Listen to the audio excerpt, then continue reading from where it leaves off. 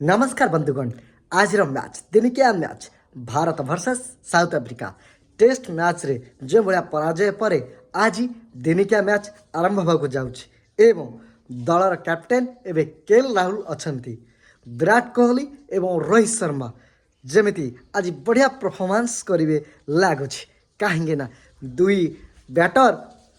Test रु अवसर नहीं जाइछन्ति टी20 रु अवसर नहीं जाइछन्ति से खाली दिनिकिया खेलुछन्ति एवं रोहित शर्मा विराट कोहली दुहे बहुत भल दिनिकिया इनिंग्स खेली एवं दल को आसी बहुत मजबूत एवं दल रे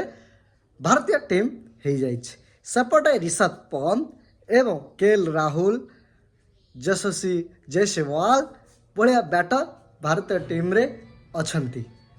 आज मैच दिनिकिया match Bharat versus South Africa आपण माने निश्चित भाव में देखंतु भारत निश्चित भाव में जितब चक दे इंडिया चक दे इंडिया चक दे इंडिया जय हिंद जय भारत।